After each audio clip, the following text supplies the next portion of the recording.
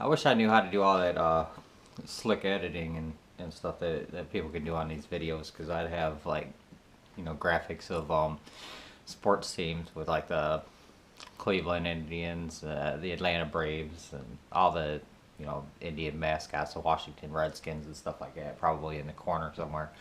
But I don't know how to do all that, or I don't have the time and inclination, I suppose. But um, what I'm going to talk about is it pertains to that, because some of you might have seen, some of you might not have. There's links going around with people selling shirts that say like Caucasians across the top, which in and of itself is fine, but they're doing it out of trying to raise awareness to the wrongdoing of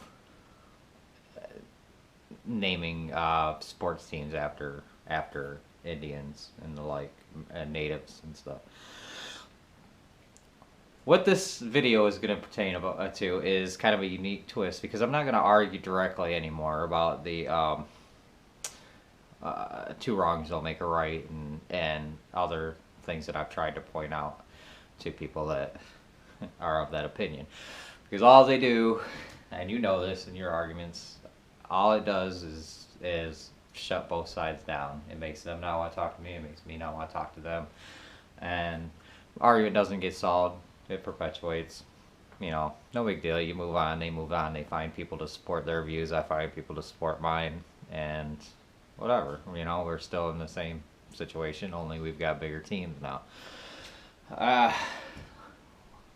The difference with this one is going to be that I've kind of taken the Byron Katie approach to this, and it's somebody that I had kind of followed in the past and stuff. A spiritual advisor of sorts, as you look into the nature of things, the reality. And she has 4 questions that she asks of her people when dealing with conflict or stressful thoughts. Number 1 question is it true? I guess that's basically, is your thought true, or is whatever going around that's happening, is that true? And with the baseball teams and stuff, it's pretty obvious. You can go to websites, and we were all raised with sports teams that have Redskins and Indians and Braves as their names. So we know that's pretty much true. You're not going to deny that that's happening. Secondly, is there people that are offended by that? Is that true? Well, yeah. You can go online and research that. That's a given too. Second is second question. I pretty much followed up on the first one. The second question is, can you be absolutely sure that it's true? And I've already given supportive evidences or statements on that. So I'm going to go on to the third question: is how do you react when you believe that thought? Like, what happens when you believe that thought, that there are teams named after Indians, and people that are offended by it, that it's wrong and stuff like that? This is where I had to take the side of people that are offended, just to see, like, how would I react if I was offended by it. Well, number 1, I'll go down to my responses here. How do I react? Is it true? How do I react? Yes. The natural thing is that I get protective. I want to fight for these people. I'm like, they were wrong. They were fucking wrong, just pardon my language, but they were wrong. There are people that don't like this, that are Indians, that have their names broadcasted in ways that they don't like on sports teams. That shouldn't happen. And I'm trying to act like I'm mad about it. I can't be truly incensed anymore, because I've already been through these questionings enough times to know the reality of things. But anyways, you get the point.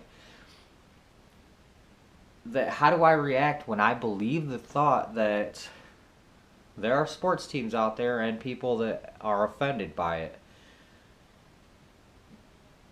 and I side with them? I get protective. I want to protect them It's a natural, human thing. I mean, mothers and fathers. It's like they're our babies and stuff, and we gotta take care of them, and we got, you know,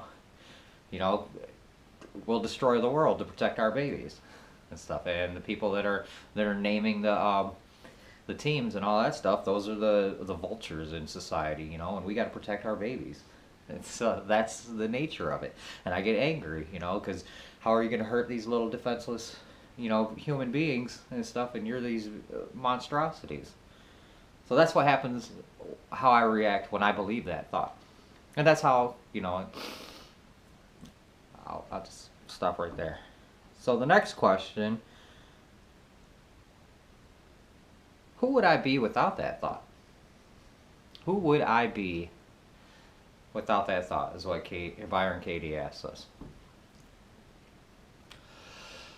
If I didn't have the thought that people were offended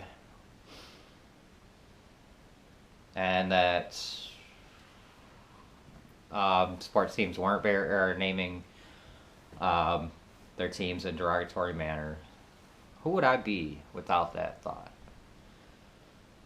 That it's wrong, that it's harming. Who would I be without the thought that it's harming me or harming other people?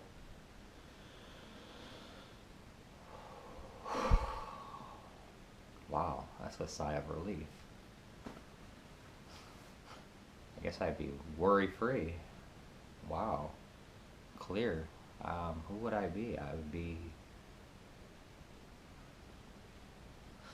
just existing beautifully. And I feel a sense of peace coming over me, and probably reflected through this video and stuff. If I stopped thinking that I was wrong,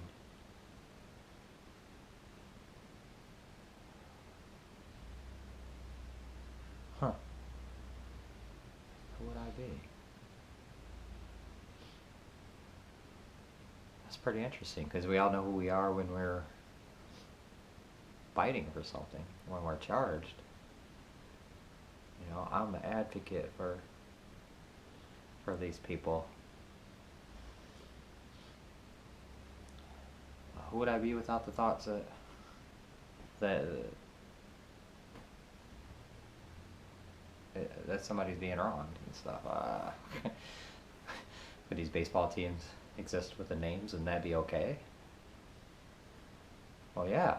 If I didn't think there was anything wrong with it, if I stopped believing my thoughts that, people are trying to hurt me or hurt other people,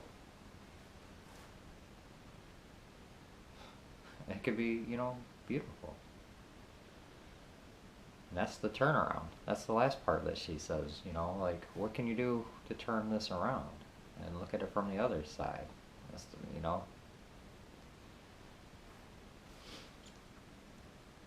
I mean, you could say, maybe the names were initially created in a derogatory manner,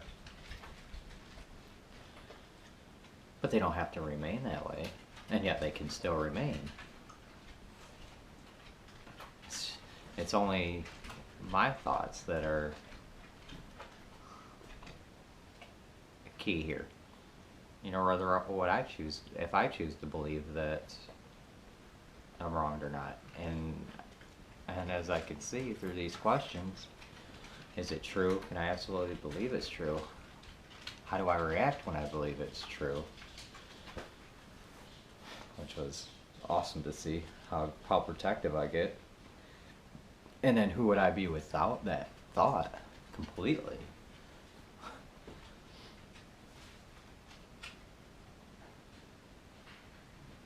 It'd be absolutely okay. And then I'd be laughing at the ridiculousness of my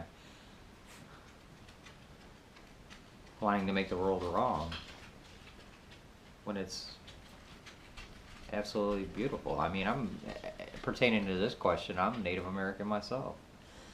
In part, I mean, a lot of people can tell by looking at me, or whether they think it's some other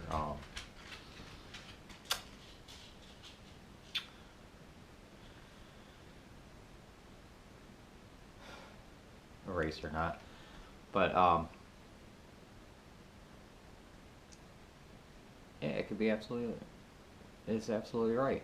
I mean, there's no harm in it. There's no harm in naming a team the Caucasians. And that's what I took this thought earlier, and I expounded on it, and it's provided a little bit of insight into, like, you know, white people, Caucasians, crackers, whatever you want to say in your terminology. Um, but why nothing sticks? And why it doesn't stick is because we're not attached to labels in the same way that a lot of other cultures are. So many other cultures are, like, identified, like, yeah, brown pride, black power. And not to say white people don't either, but it's not to the degree that I've witnessed in life. But a lot of people are identified, are attached to the labels of who they are, whether that's, been through being told who they are through their ancestors and stuff like that. A lot of white people aren't like that. They just go throughout their day not giving a damn about who they are. And you can call it privilege, you can call it whatever you want, but the fact is, the bottom line, baseline, is that they don't care about the labels. And so when you try to attach a label to them, it doesn't stick because there's no resistance to them. That which resists persists. That which we resist persists. So none of the labels stick because don't resist it. Now, you're worried about, the term Redskins or Indians or whatnot as labels and stuff like that, but if you stopped resisting it, you'd be alright. It's like the police say, stop resisting. Sometimes they go overboard, but for the majority of the time, it's true. I've never encountered a problem with police because I've never, been resisting. I haven't been charged and had that attitude, that mind frame, that fight. They're wronging me. I didn't go into the situation saying I'm being wronged, and demand that, a different way and stuff. I don't know. Wasn't attached to it, but that's a whole nother thing. But the point I'm trying to make, in summary here, because I'm getting deep into this conversation, is that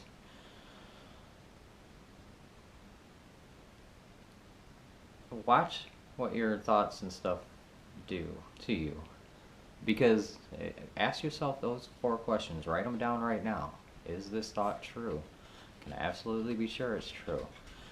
What happens? How do I react when I believe it's true? And I always forget the 4th one. Who would I be without that thought? Write those 4 questions down. Answer them out for yourself. And then and then do the turnaround. What would happen if the opposite was true? And then watch reality set in. Watch the beautiful, the peace come over you and stuff. I'm not trying to, I have been sucked into, thinking that people are wrong and stuff like that, but there's fights worth fighting, there's fights, not worth fighting, if I'm sitting here like all poor babies on these people, what am I doing? I'm coddling them, I'm treating them like little children. And then I'm making these people like the big bad vultures. I'm the one that's dividing and hating and all that stuff. Because if I get out of the way, these guys are going to be able to, accept or reject. And these guys will be able to accept or reject, on their own.